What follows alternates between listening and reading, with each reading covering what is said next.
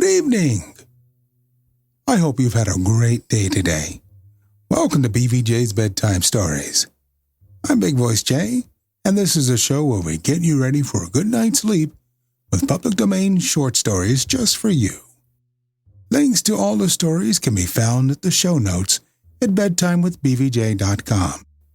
And if you'd like to support the show, there's a Buy Me a Coffee link on every page and post. Tonight's story, The Interlopers by H. Munro.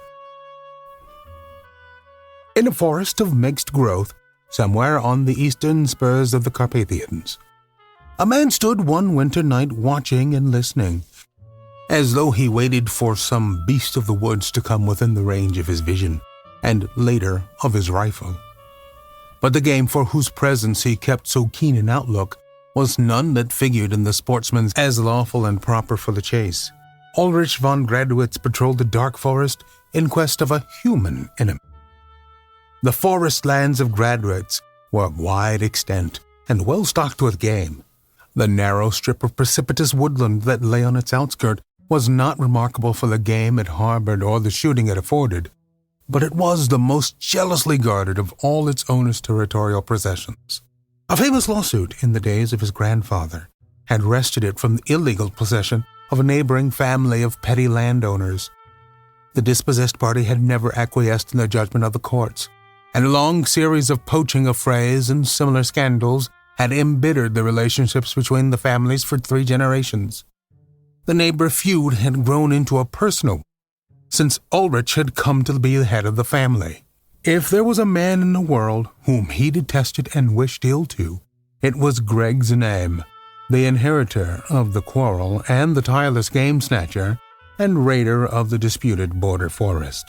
The feud might perhaps have died down or been compromised if the personal ill will of the 2 men had not stood in the way. As boys, they had thirsted for one another's blood. As men, each prayed that misfortune might fall on the other. And this wind-scourged winter night, Ulrich had banded together his foresters to watch the dark forest, not in quest of 4-footed quarry, but to keep a lookout for the prowling thieves whom he suspected of being afoot from across the land boundary. The roebuck, which usually kept in the sheltered hollows during a storm wind, were running like driven things tonight, and there was movement and unrest among the creatures that were wont to sleep through the dark hours. Assuredly, there was a disturbing element in the forest, and Ulrich could guess the quarter from whence it came. He strayed away by himself from the watchers whom he had placed in ambush on the crest of the hill, and wandered far down the steep slopes amid the wild tangle of undergrowth, peering through the tree trunks and listening through the whistling and skirling of the wind and the restless beating of the branches for sight and sound of the marauders. If only on this wild night, in this dark lone spot, he might come across George Znaim, man to man, with none to witness? That was the wish that was uppermost in his thoughts, and as he stepped round the trunk of a huge beech, he came face to face with the man he sought. The 2 enemies stood glaring at one another for a long silent moment. Each had a rifle in his hand, each had hate in his heart and murder uppermost in his mind. The chance had come to give full play to the passions of a lifetime. But a man who has been brought up under the code of a restraining civilization cannot easily nerve himself to shoot down his neighbor in cold blood and without word spoken, except for an offense against his hearth and honor. And before the movement of hesitation had given way to action, a deed of nature's own violence overwhelmed them both. A fierce shriek of the storm had been answered by a splitting crash over their heads, and ere they could leap aside, a mass of falling beech tree had thundered down on them. Ulrich von Gradwitz found himself stretched on the ground, one arm numb beneath him, and the other held almost as helplessly in a tight tangle of forked branches, while both legs were pinned beneath the fallen mass. His heavy shooting boots had saved his feet from being crushed to pieces, but if his fractures were not as serious as they might have been, at least it was evident that he could not move from his present position till someone came to release him. The descending twig had slashed the skin of his face, and he had to wink away some drops of blood from his eyelashes before he could take in a general view of the disaster. At his side, so near that under ordinary circumstances he could almost have touched him, lay George the name, alive and struggling, but obviously as helplessly pinioned down as himself. All round them lay a thick strewn wreckage of splintered branches and broken twigs. Relief at being alive and exasperation at his captive plight brought a strange medley of pious thank offerings and sharp curses to Ulrich's lips.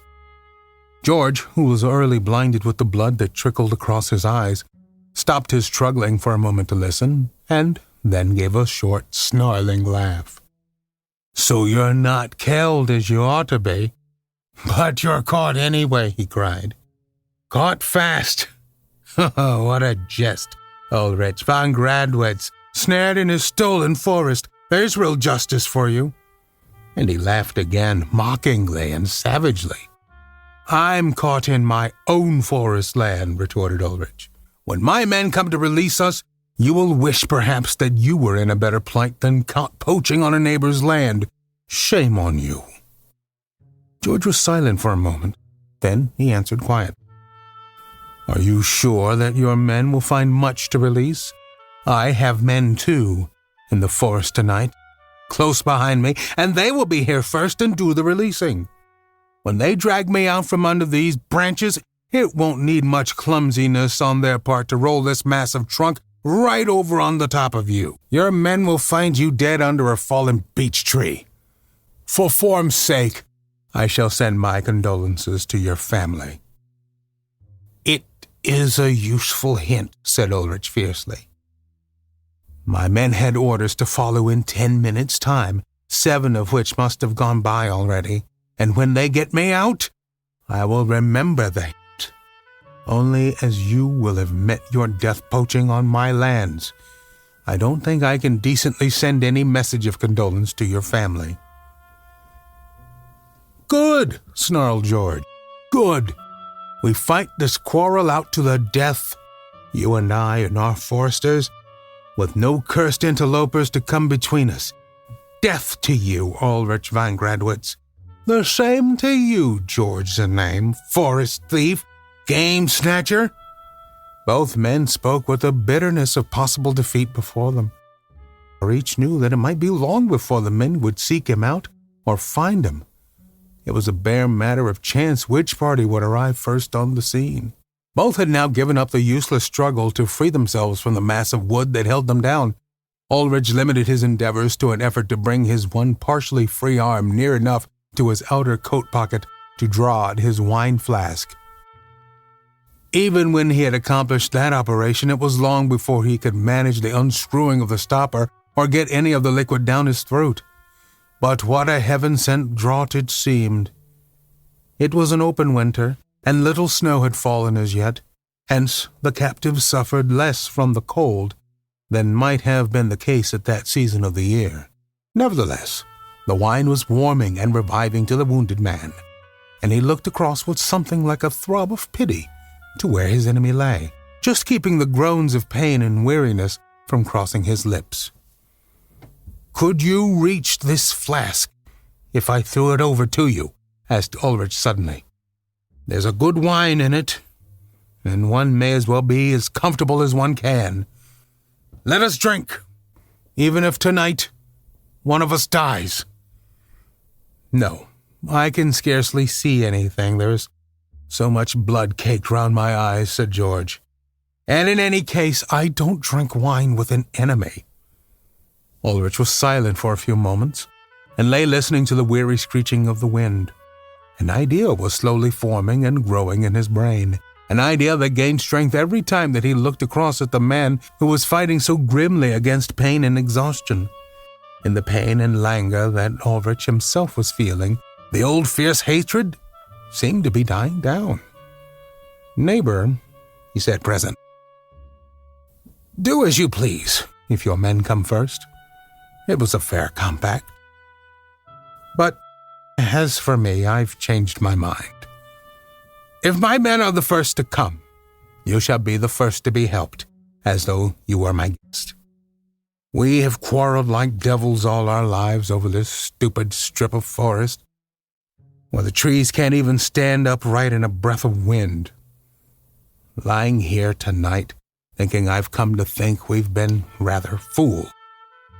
There are better things in life than getting the better of a boundary dispute. Neighbor, if you will help me to bear the old quarrel, I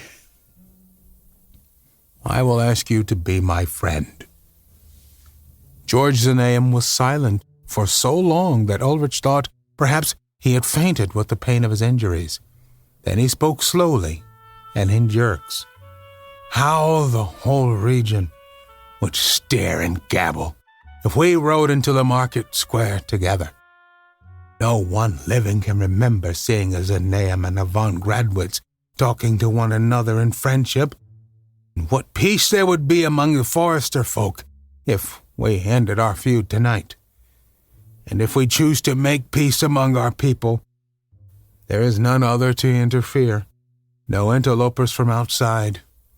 You would come and keep the Sylvester night beneath my roof, and I would come and feast on some high day at your castle. I would never fire a shot on your land, save when you invited me as a guest, and you should come and shoot with me down in the marshes where the wildfowl are.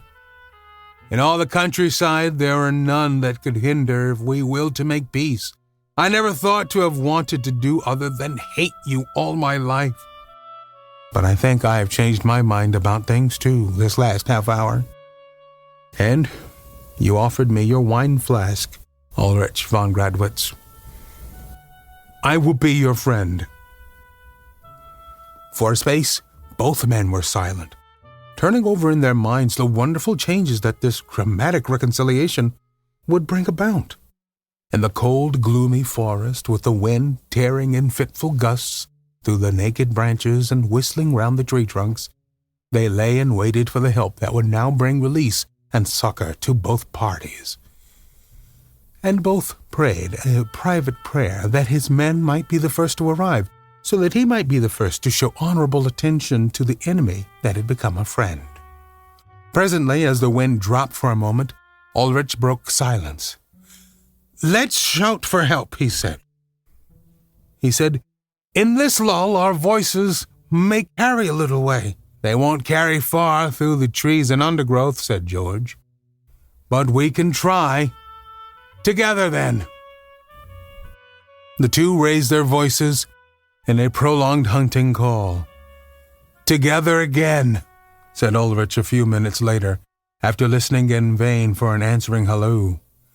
"I heard nothing but the pestilential wind," said George hoarsely. There was silence again for some minutes, and then Ulrich gave a joyful cry. "I can see figures coming through the wood. They are following in the way I come through the hillside." Both men raised their voices in as loud a shout as they could muster. "They hear us! They've stopped! Now they see us!" "They're running down the hill towards us!" cried Ulrich. "How many of them are there?" asked George. "I can't see distinctly," said Ulrich. 9 or 10. "Then they are yours," said George. "I had only 7 out with me." "They are making all the speed they can. They are making all the speed they can, brave lads," said Ulrich gladly. "Are they your men?" asked George. "Are they your men?" he repeated impatiently, as Ulrich did not answer. "No," said Ulrich with a laugh, the idiotic chattering laugh of a man unstrung with hideous fear. "Who are they?" asked George quickly, straining his eyes to see what the other would gladly not have seen. "Wolves." We are always looking for great stories like this one to feature on the show. Send your suggestions to bigvoicej@gmail.com. We've got a YouTube channel full of stories from the show.